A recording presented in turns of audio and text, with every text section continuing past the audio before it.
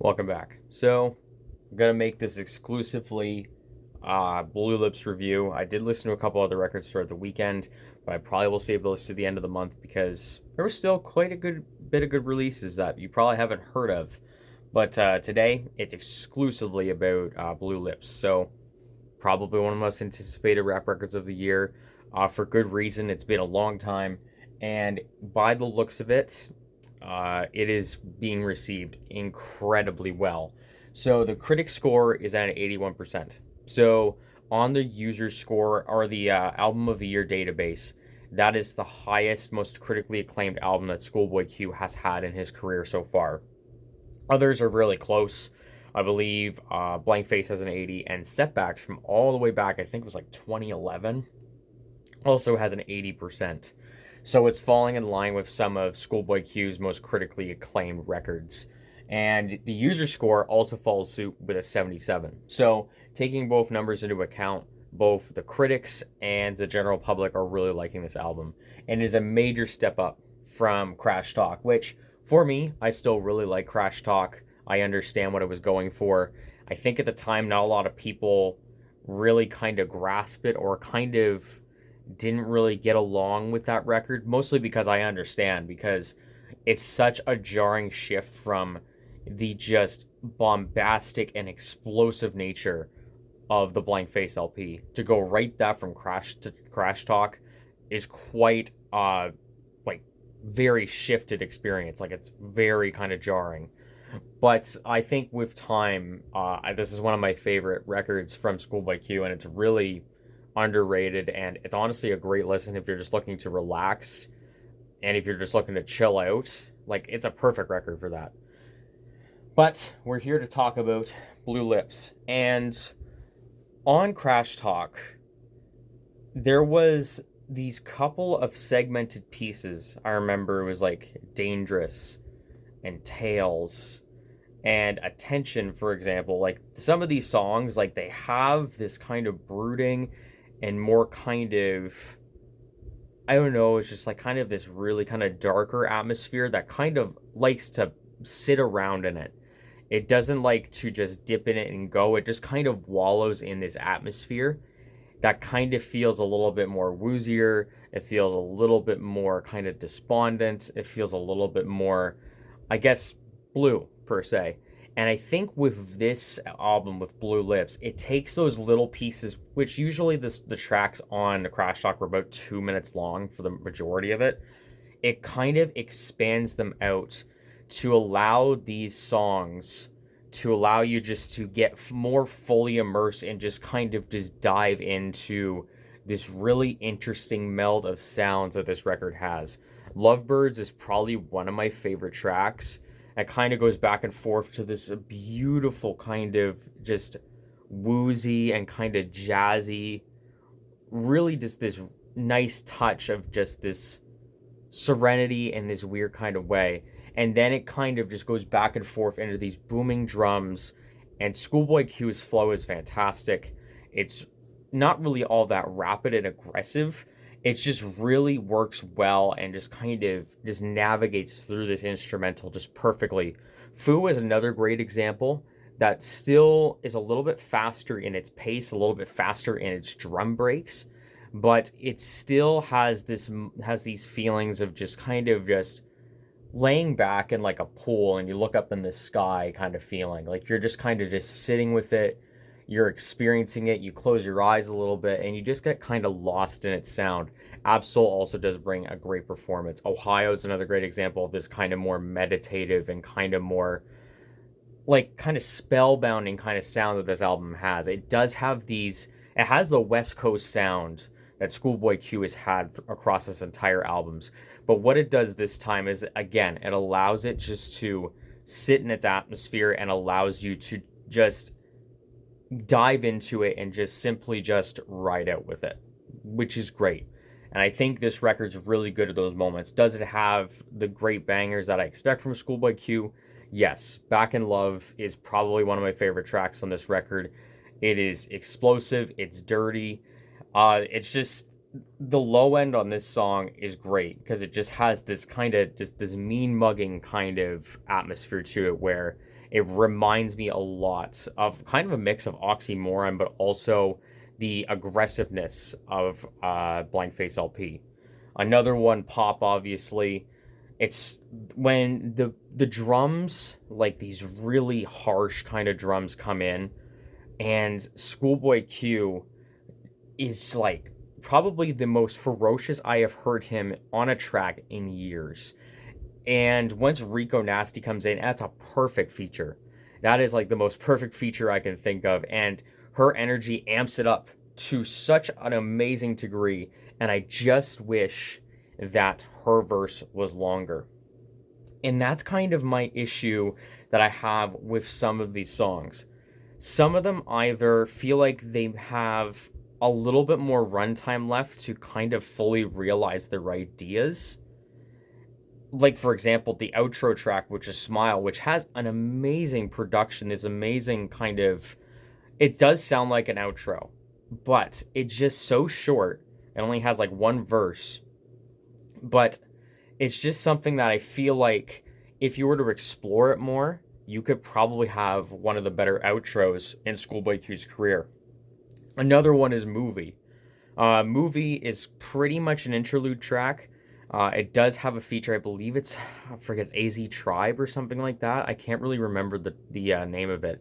While it's an okay track on its own, I feel like there is something just missing. And there's a couple of these tracks that, while they do sound really good and they sound like they have a really good, firm, solid ground, there's just not enough built onto them to make them fully cohesive and fully rewarding experiences. And sometimes you do have songs that some songs again are great in immersiveness and are great in their atmosphere, but sometimes you get a couple of tracks that kind of bridge that line between falling into the mood and almost falling into the background, if you understand what I mean. Two big examples for this is probably the intro, that's Funny Guy. Funny Guy on its own is a pretty decent song, but as an intro, it doesn't really set up the album all that great. It doesn't really give the album as like what you're about to experience, what you're kind of going in for. It sounds a lot like something you would hear kind of almost in the middle portion of an album that's almost like an interlude. Does it sound really good? Yes. Does it have this the ideas instrumentally of what this album is going for? Yeah, but I feel like just the song itself just kind of, it goes a little too long in its sound and in its atmosphere, to the point where, especially considering you have Pop right afterwards, it's kind of this weird transition where you feel like something else could have taken its place, or you could have maybe put something more into Funny Guy to make it a little bit more of a cohesive start to this record. Another one is probably First. First is another one of those kind of mix of a faster sound, a faster beat, but it still is trying to get into this moodier vibe. But I feel like this one kind of drags on the most. The sample that kind of plays through, it plays at least like 3 to 4 to 5 times. And it kind of just goes repetitive back and forth, and it just becomes like a cycle where it doesn't really stand out all that much when it comes to the flow, when it comes to the instrumental. The instrumental can only attract me for so long, and then it gets to a point where you're just taken out and you're kind of just sitting there just waiting for the track to finish. I totally get what Schoolboy Q was going for with some of these songs, but I feel like we are kind of staying too much into the zone and we need something to change it up to make it interesting. With the lyrics on this album, I do really appreciate Germany 86 in particular, talking about, I don't know if it's Germany 86 or Time Killers, but what I appreciate is the talk about Schoolboy Q's mother, of how he was kind of brought up by women. It's a really cool kind of perspective, a cool kind of just look at of where Schoolboy Q came from. And particularly Blue Slides is probably one of Schoolboy Q's most personal and most kind of really just tugs at your heartstrings kind of songs that he has made. Of course, there's the possible reference, I believe it's pretty much certain, of the overdose that Mac Miller had. And it's just really good at just kind of showing you where Schoolboy Q is at this current time, especially considering that Schoolboy Q is still healing. Schoolboy Q is still kind of working on himself, and it's kind of cool that I see Back in Love, and I've seen other reactors and other reviewers talking about this. I see Back in Love as this thing saying, I'm falling back in love with music again. After Crash Talk, which was really just a response and this really kind of grieving and kind of ceremonial record, if you think about it, when it came to the passing of Nipsey Hussle and Mac Miller. This kind of feels like an album where Schoolboy Q can fall in love with the music again. And I do really appreciate this album is adventurous. It's his most experimental when it comes to flows as well. Schoolboy Q is very smooth over instrumentals. He finds incredible pockets and he works them. This one here, it's a lot more sporadic. It's a lot more random. It's a lot more unpredictable. And that's sometimes all that I need from an artist to evolve, is to make yourself and your charisma, your personality, and the way that you deliver these lines to make them interesting. That's all that you really need to make it more interesting, to make it more dynamic, and to make these albums sound unique from other albums in your discography. So I've been kind of tossing back and forth with this rating, because while I do really like the atmosphere that this album sets, I like that it's a little bit adventurous and a little bit different for Schoolboy Q, but there's also these parts where it just feels like these experiments either go for too long or they don't feel conclusive. So this may be a first for me, and while I still really like the record, and I've been giving out a lot of really high praise to some records, this is still a really good score, keep in mind. But I am going to give my first 7.5. So there's a lot of great things about this record, as I stated. There is some points, though, that I feel like could have been a little bit more concretely kind of explored. And I feel like if we continue going into the sound, I feel like Schoolboy Q definitely knows what he's doing. And I feel like we're probably going to get a record sooner rather than later, I think, at this point. And I feel like with this album, I feel like we're going to get an album down the road that will probably fall in line to something a little bit more aggressive, or maybe something a little bit more meditative, going deeper into the sound. Who knows? But I am still really happy with this record. I'm happy that it's out. And there's so many favorite tracks on this thing. Back in Love, Lovebirds is amazing. I really like Germany 86.